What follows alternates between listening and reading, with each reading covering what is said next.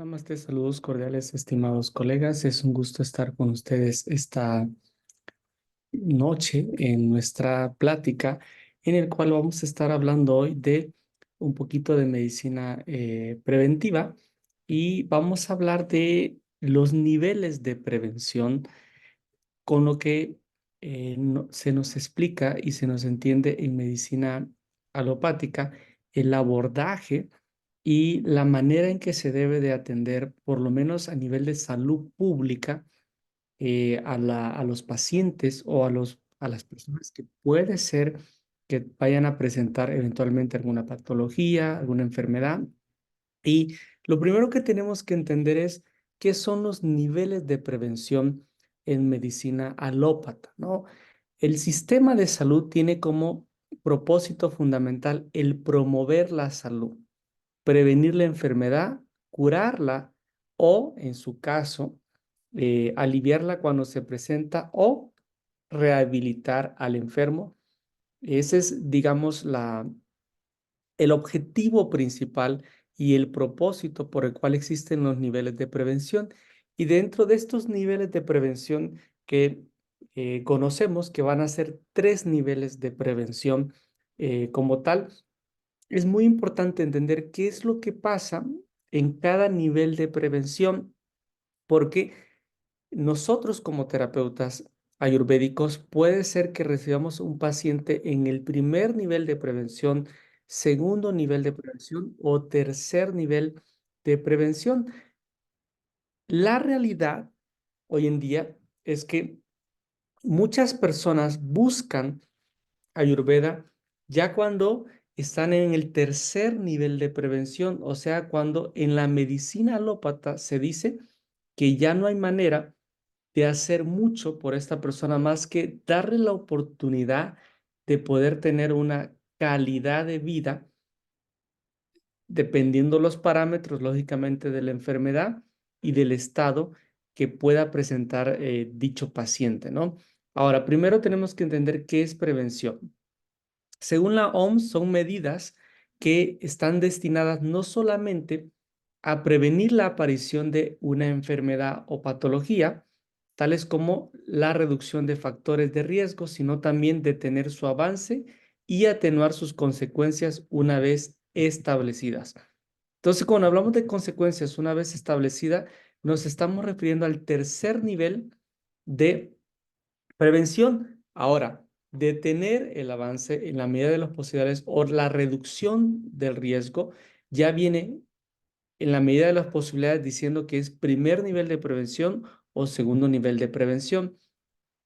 Sin embargo, el papel y el abordaje que se da, digamos, en las políticas de salud es que se quiere instruir, se quiere educar al usuario, al futuro persona que va a estar enfermo, a prevenir todas estas complejidades que implica el estilo de vida de una persona, ¿no? Ahora, muchas veces el paciente y el usuario no entiende de estilo de vida como tal. Por eso, hoy en día vemos estos grandes espectaculares, muchas veces que dice no fumes, ¿no? O no tomes alcohol. El otro día pasé por una escuela y me quedé esta semana, por cierto, una escuela primaria donde dice, no me acuerdo los nombres de la droga, ¿no? Pero ahí está el fentanilo, ¿no? Y estaba muchas otras cosas, decía nombres de drogas ahí, mata, ¿no? La piedra mata y decía varios tipos de droga y todo.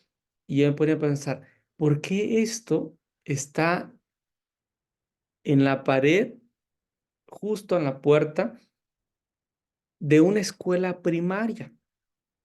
Algo está pasando. Se me ocurre dos cosas. Se están dando casos en las escuelas o los padres de estos niños en ese barrio, específicamente ese barrio, tiene un problema muy importante con respecto al uso de drogas ilícitas, ¿no? Como tal. Entonces, todo esto también es prevención, es niveles de prevención que están tratando de educar. Ahora, ¿cómo educamos a la persona? Es el reto que tenemos hoy en día con tanta información en la cual estamos bombardeados de que se puede comer algo que viene empaquetado y es orgánico, algo que vence en 5 años y es 100% natural. ¿Cómo entendemos que esto realmente es esta información que se nos da? ¿Cuál es la correcta? ¿Cuál es la falsa? ¿No? Tenemos mucha publicidad, por así decirlo, engañosa, ¿no? Entonces, el desarrollo de la enfermedad constituye un proceso dinámico que está condicionado por múltiples factores que van a influir sobre el individuo y su salud, por lo que va a ser muy susceptible de ser intervenido y modificado en los diferentes momentos de su desarrollo. Mientras antes se apliquen las medidas de intervención, mejor puede ser resultado en la prevención de la enfermedad y sus secuelas. Por esta razón es que existen los niveles de prevención o se ha clasificado de esta manera el abordaje para evitar que una persona llegue a un nivel de prevención terciaria, por así decirlo. Y son tres. Todos queremos en el ámbito de salud, por así decir, que el paciente pueda ser atendido en el primer nivel de prevención, la atención primaria. No queremos que el paciente llegue en lo que viene siendo la terciaria, por así decir.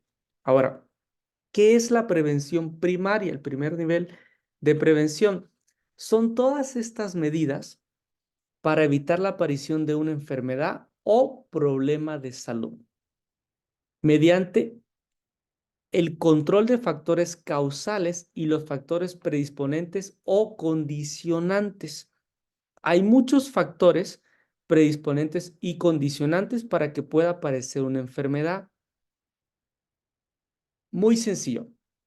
Los que andamos en metro y nos subimos al camión y nos tenemos que subir al metrobús prácticamente todos los días, a veces, no sé si lo, lo pueden percibir, pero hay etapas donde a veces afuera del metro o en los cambios de vagones adentro, te están regalando, por ejemplo, condones o adentro del metro encuentras todos estos kioscos muy chiquitos en el cual te están haciendo un examen, por ejemplo, para ver si tienes VIH, ¿no?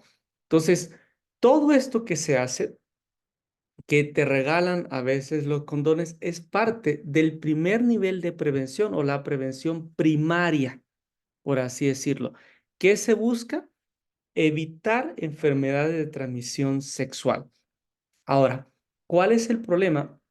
Que no hemos sido educados desde casa en la mayoría de las familias o a veces en las escuelas no hay educación sexual como tal. Entonces, si no se resuelve el problema de prevención primaria educando al adolescente desde que está en la escuela, entonces probablemente esta prevención primaria que se va a dar en la edad adulta a futuro con este niño cuando crezca, no va a ser tan efectiva como si se hubiera educado en la escuela o por lo menos con algunas clases de educación sexual, que puede ser algo muy, muy importante, ¿no? Entonces, esto también es prevención primaria, la educación sexual en las escuelas. También es muy importante mencionar que a veces hay programas educativos para enseñar cómo se transmite y cómo se previene en el caso, por ejemplo, del dengue, ¿no? Hay estas campañas, no sé, en México no se da mucho, pero hay países donde en la televisión te dicen muchas veces, eh, tapa todos tus, ¿cómo le dicen? Tus cubetas, ¿no? Tus trastes, eh, en algunos países esta palabra es una mala palabra, ¿no? Tus garrafones de agua, ¿no? Tu pila, tu, tus tinas de agua, ¿no? Tápalas, no la dejes destapada, porque esto es un punto de partida para eh, que haya un estanque, por así decirlo, y puedan haber mosquitos, y esto es eh, expandir el dengue, ¿no? Hay muchas otras enfermedades que ahora se dan, ¿no? ¿Y qué es lo que se busca? Prevención primaria. Y estos, para los que hemos vivido en otros países donde el dengue es muy normal y personas mueren a diario por el dengue, a cada 5 minutos sale en la tele un anuncio de que tienes que cuidar, ¿no? No tener cosas destapadas porque el agua no va a ser, es un punto de partida ahí, ¿no? Ahora, también las estrategias de prevención primaria pueden estar dirigidas a prohibir o disminuir la exposición de ciertos individuos a un factor nocivo hasta niveles supuestamente no dañinos para la salud. Algunos ejemplos son la prohibición del fumado en sitios públicos y autobuses.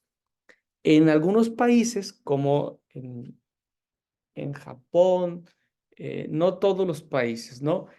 Cuando tú vas a fumar, tienes que entrar a un kiosco especial donde todos te ven por fuera y tú estás fumando y estás absorbiendo tu propio humo, ¿no? No puedes fumar en zonas públicas. ¿Cuál es el reto hoy en día? ¿No? Que ya no se fuma, por lo menos se dice adentro de tu oficina, adentro de tu lugar, pero las personas salen a sitios públicos. En realidad, la prohibición a veces de sitios públicos no se está llevando a cabo como deberías, porque tú sales a muchas zonas y a veces dices, qué impresionante cuánta gente está fumando afuera, no sales a tomar el aire, a veces, por ejemplo, sales de tu trabajo y dices, mejor no hubiera salido. Yo me asusté mucho cuando viví en Chile, porque la primera impresión cuando yo llego a Chile es que regreso al hotel donde nos estábamos hospedando los primeros días y yo huelo mi ropa y era impresionante el olor a cigarro que tenía la ropa de tantas personas en la calle, por ejemplo, fumando. Era impresionante. Nunca había visto tantas personas así caminando en la calle y paradas en las esquinas fumando. Era impresionante, ¿no? Entonces, se prohibió, por ejemplo, que fumaras adentro de las oficinas y todo, pero gente está fumando en las calles, ¿no? También la prohibición de venta de bebidas alcohólicas a menores de edad.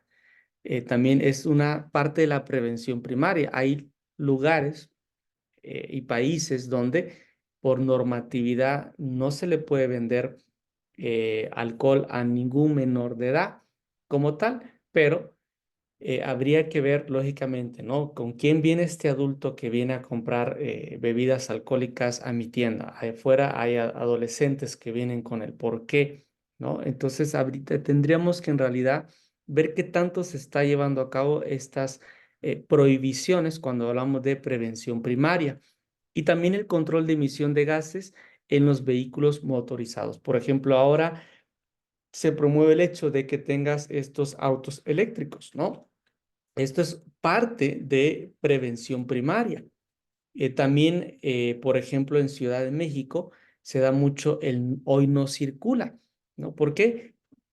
También se da que, bueno, en México no tanto, ¿no? Pero en Estados Unidos, a veces los autos viejos ya se tienen que sacar, ¿no? Ya no puedes andar con ciertos autos en algunos estados donde a veces estos autos están contaminando impresionantemente de todo el medio ambiente, ¿no? Entonces ya se empieza a controlar todo este tipo de cosas, pero pues estamos en países en Latinoamérica donde esto no se puede llevar a cabo y como dicen algunas veces, pareciera que estos camiones donde nos subimos cuando vamos para la casa van quemando leña, ¿no? Y tú dices, qué impresionante. No quieres ni acercarte al camión cuando acaba de pasar porque tienes este humo negro, ¿no? Entonces, todo esto implica lo que es la prevención primaria, ¿no? ¿Quién va a controlar, por ejemplo, estos autobuses, estos camiones que pareciera que van quemando leña, ¿no? ¿En qué momento los van a sacar digamos, de que estén funcionando? Porque esto contribuye, de nada sirve el hoy no circula mientras estos camiones o estos autos estén en estas condiciones, digamos, todo el día funcionando como tal, ¿no? Después vamos a hablar de prevención secundaria. ¿Qué es esto de la prevención secundaria? Bueno, aquí se ve el diagnóstico temprano en atención o prevención, nivel de prevención secundaria. Es la captación oportuna y el tratamiento adecuado cuando debería de ser como tal, y son esenciales para el control de la enfermedad. De ahí la importancia, lógicamente, de atender a un usuario en el momento idóneo y adecuado, perfecto, ¿no? De esta manera se va a llevar a cabo, digamos, el control para que esta persona pueda, digamos, evitar llegar a la prevención terciaria, donde ya no se puede hacer nada. Lo ideal en este punto sería aplicar medidas preventivas en la fase preclínica. Y bueno, después de prevención primaria, secundaria y terciaria, tenemos periodos patogénicos y así sucesivamente, que hay otras subclasificaciones cuando hablamos de la historia natural de la enfermedad. Pero bueno, esto es para otra clase, lo que vamos a estar mirando ahí en los periodos, digamos, ya clínicos, en las fases clínicas o preclínicas, ¿no? Entonces, cuando aún el daño al organismo no está tan avanzado, es cuando nosotros decimos que es prevención secundaria. Los síntomas no son del todo aparentes. La persona como que empieza a sentirse mal de vez en cuando. Puede ser que vaya al médico, puede ser que ignore lo que el cuerpo le está tratando de llamar la atención a esa persona, pero si no tuvo una educación adecuada, esa persona no va a hacer nada, no va a hacer nada en este nivel de prevención. Ahora, ¿qué es prevención secundaria? Por ejemplo, la prueba del talón en niños recién nacidos o tamiz neonatal, ¿no?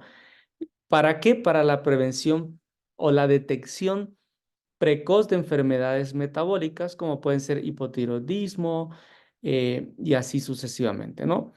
El diagnóstico temprano y tratamiento oportuno de la deshidratación en niños con el fin de evitar su progreso, ¿no? A estadios un poco más avanzados. Tratamiento de la hipertensión arterial en sus estadios iniciales, control periódico, o sea que hay un chequeo cada cierto tiempo, se le da un seguimiento a ese paciente y vamos monitoreando la evolución para detectar posibles consecuencias y secuelas, y se quiere evitar que llegue al punto donde ya no hay nada o mucho que hacer. ¿Qué se busca aquí? Reducir la prevalencia de la enfermedad.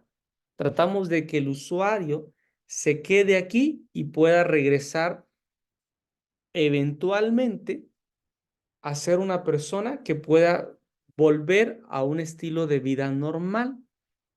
Pero una realidad, si nosotros vemos desde la perspectiva ayurvédica, es que si la persona vuelve a un estilo de vida normal, puedes volver a hacer tus actividades normal como siempre. La persona va a volver a este estadio, ¿no? Como tal, donde tiene que volver a ser, en cierta manera, controlado, ¿no? Tener un control, tener una supervisión médica constantemente. Lo que queremos es educar al usuario. ¿Para qué? Para que pueda tener un estilo de vida que haga que no vuelva otra vez, por lo menos por la misma situación. ¿no? Por lo menos. Después viene la prevención terciaria, el tercer nivel de prevención. ¿Qué son estos? Bueno, aquí las medidas están orientadas a evitar o retardar o reducir la aparición de secuelas de una enfermedad o un problema de salud. O sea, ya está la enfermedad. En la prevención terciaria son fundamentales el control y seguimiento del paciente para aplicar el tratamiento y las medidas de rehabilitación oportunamente. ¿Qué es fundamental aquí? Minimizar los sufrimientos causados al perder la salud. O sea, el estado de salud ya no existe en la persona la mayoría de las veces cuando hablamos en la prevención terciaria. Facilitamos la adaptación a los pacientes a problemas incurables y contribuimos a prevenir o reducir al máximo los avances de esa enfermedad. Si una persona, por ejemplo, puede ser una persona diabética, vamos a suponer, ¿cuánto tiempo puede vivir esta persona diabética? Si no se cuida, después de el diagnóstico, la detección y todo, 5 años.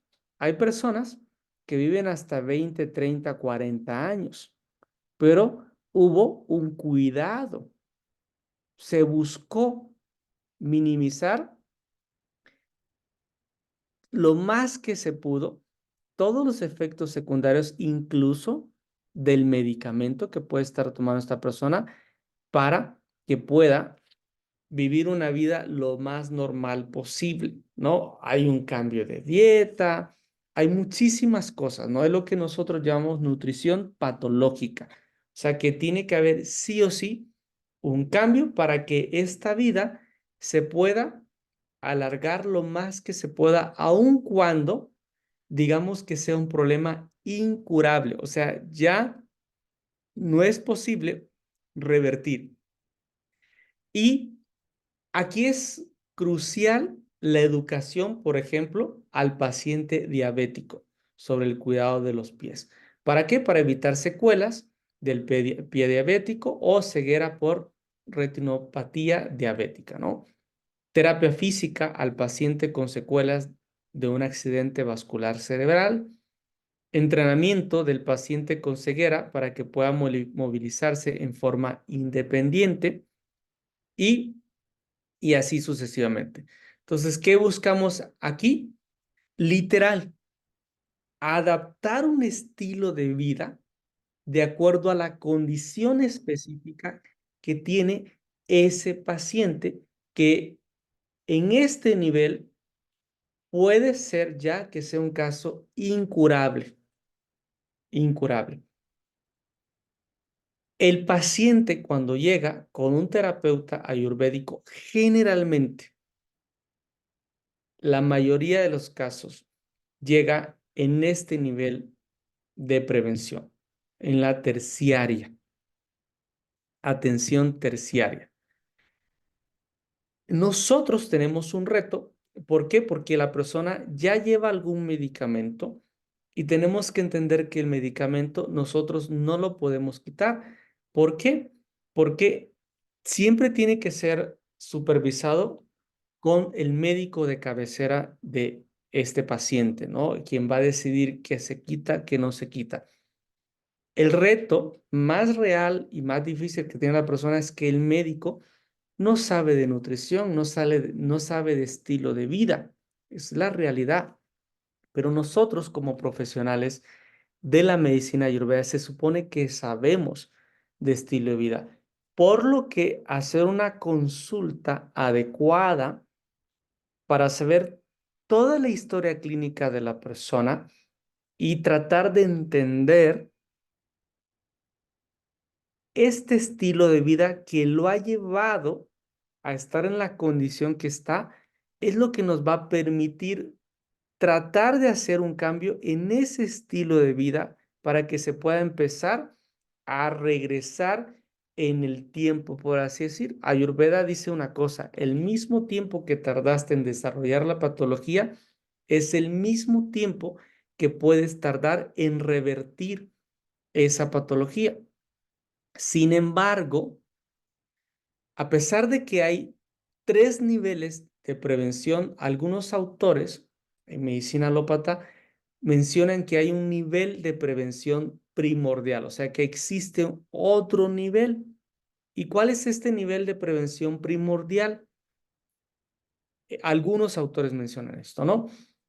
Aquí se incluyen medidas orientadas en el nivel de prevención primordial a evitar el surgimiento y la consolidación de patrones de vida que colaboran a elevar el riesgo de la enfermedad. ¿Qué es lo que queremos con Ayurveda?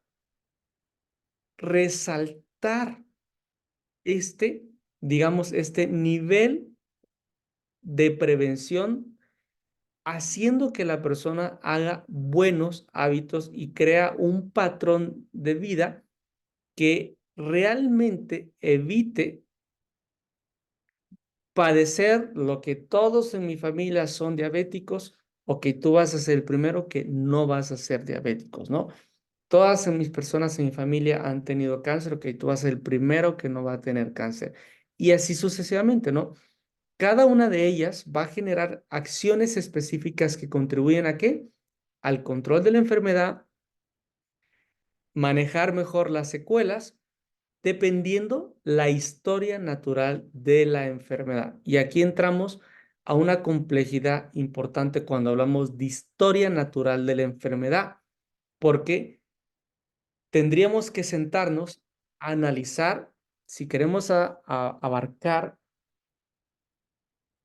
historia natural de la enfermedad, tenemos que seguir los parámetros que entendemos normales y adaptarlos a cada patología y después no solo a cada patología, a cada individuo de manera particular. Cuando hablamos de historia natural de la enfermedad, toda enfermedad tiene su historia, tiene todo el proceso. Yo tengo que entender en qué periodo y en qué momento se agravó o se hubo un determinante, una condicionante que hizo un buen avance en la enfermedad o detuvo el, digamos, el avance de la enfermedad y así sucesivamente, ¿no? Aquí tenemos en realidad muchísimas cosas para hablar por muchísimas horas si habláramos de nada más de historia natural de la enfermedad, que es básicamente de lo que se está basando lo que es salud pública, ¿no? Ya digamos en el caso del profesional de la salud que tiene que entender del paciente ahí. Ahora, mientras más temprano se apliquen las medidas preventivas, habrá mayor efectividad en las acciones para frenar el curso de la enfermedad o impedir que se desarrolle en el individuo. Por lo tanto, las prevenciones, en este caso, primordial y primaria, van a ser cruciales para evitar o intervenir que aparezca una enfermedad que pueden contribuir lógicamente al bienestar de la población en mayor medida. Ahora, aquí tenemos que entender dos cosas cuando hablamos de prevención primordial. Se busca incidir en las formas de vida y patrones de consumos nocivos que aumentan el riesgo de la población para adquirir una enfermedad. Y aquí el ambiente socioeconómico juega este papel importante. Son las dos determinantes ahí cruciales, ¿no? El entorno y, lógicamente, el nivel económico de la persona. Este tipo de prevención posee un alto grado de complejidad, ya que muchas veces las acciones por desarrollar requieren de un alto compromiso de los gobiernos para su ejecución. Y no solo eso, también se requiere de profesionales de la salud capacitados en indicar a las personas un estilo de vida y profesionales en educar a las personas simple y sencillamente con la intención de ayudar a la salud pública. No porque tenemos que atender a un paciente, no porque quiero vender mis productos o porque quiero vender mis terapias, simplemente y sencillamente se necesita de todos y bueno, también digamos, de la población, ¿no? De la persona con esta intención de entender que yo tengo que aprender porque no puede ser posible que si mi familia todos son diabéticos, yo también tenga que ser diabético, ¿no? ¿Qué hay aquí? Bueno, hay que concientizar a las personas de manera muy importante, como tal, ¿no?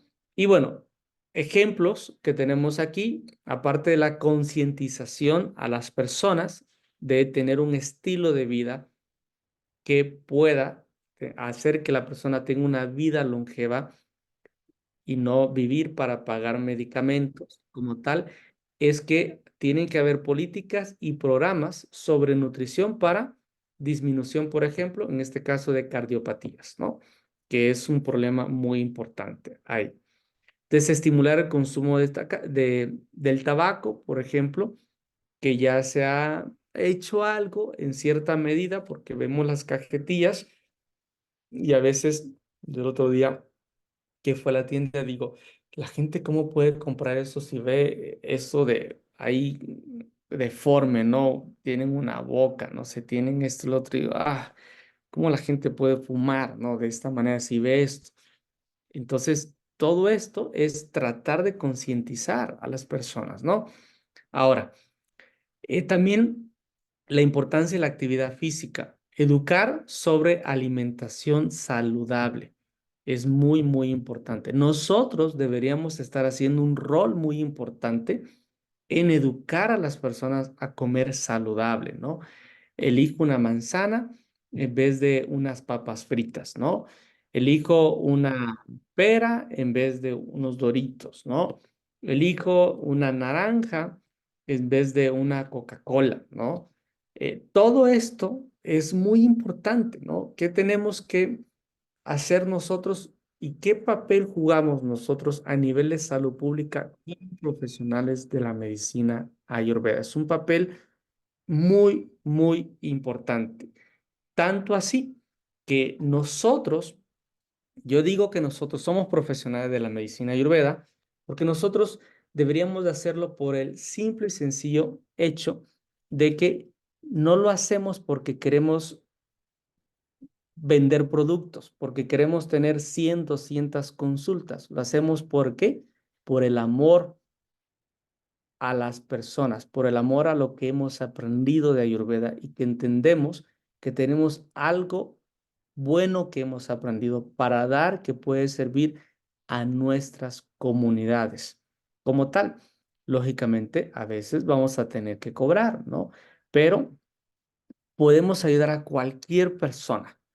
Esa es una realidad y no podemos quedarnos callados por ninguna razón como profesionales de la medicina ayurveda cuando vemos el problema de salud pública que hay en nuestros países, ¿no? Sería muy egoísta de nuestras partes no compartir con nadie todo lo que hemos aprendido de Ayurveda cuando vemos que todo el entorno a nuestro alrededor está lleno de personas que viven medicadas en su día a día. No necesitas eh, ver hacia afuera, necesitas ver enumerar las 15, 20 personas más cercanas a ti y pregúntate, ¿cuántas de esas personas toman medicamento? Ahí tienes la respuesta de por qué tú puedes empezar a hablar de Ayurveda y ayudar a cualquier persona por el simple y sencillo hecho de que puedes hacer un cambio poco a poco, ir creando, sembrando esta semilla de concientización en las personas para que puedan al menos pensar un poco antes de decidir tomar, no sé, una bebida, ¿no? En vez de comprar una fruta, una comida, bueno, no digamos comida porque más bien es chatarras, ¿no? Chucherías. en vez de comerse una fruta, por ejemplo, ¿no? Entonces, es muy importante fortalecer las relaciones vinculares también y afectivas positivas en grupos de padres y en el núcleo familiar de los individuos y grupos con mayor riesgo de consumo de drogas. Se ha notificado a nivel de prevención primordial que la mayoría de las personas que van a tener alguna complejidad, problema eh, con las drogas, tiene que ver con un entorno familiar que no fue el más adecuado o el crecimiento de estos niños, en estos adolescentes, ¿no? En el ámbito familiar encontramos que hay violencia, ¿no? Y encontramos que a veces la violencia no puede ser nada más de golpes, ¿no? Puede ser también palabras, ¿no? Que pueden herir y que pueden llevar a unas personas a tomar decisiones no adecuadas. Entonces, quiero dejarles con un pensamiento importante. ¿Qué es lo que estamos haciendo nosotros a nivel de salud pública? Yo sé que sé la increíble labor que están haciendo muchos de ustedes, pero los que podrían hacer más y no lo están haciendo, ¿qué podemos hacer? No necesitamos en realidad pensar en Ayurveda como esto de que es que a ellos tienen tantas terapias o estos les va muy bien. Simplemente pongamos nuestra semilla, nuestro granito de arena como tal por algo que necesita toda nuestra sociedad y entre más personas estemos haciendo desde nuestras trincheras, ¿no? Desde nuestra comunidad, hablando y haciendo una diferencia, poquito a poco, a través del ejemplo, vamos a ver cómo vamos cambiando poco a poco, ¿no? No necesitamos hacer grandes cosas, necesitamos hacer una cosa nada más. Y dudas, preguntas, y vamos a abrir un poquito el chat, bueno, digamos los micrófonos. Berenice, adelante. Hola, gracias, buenas noches.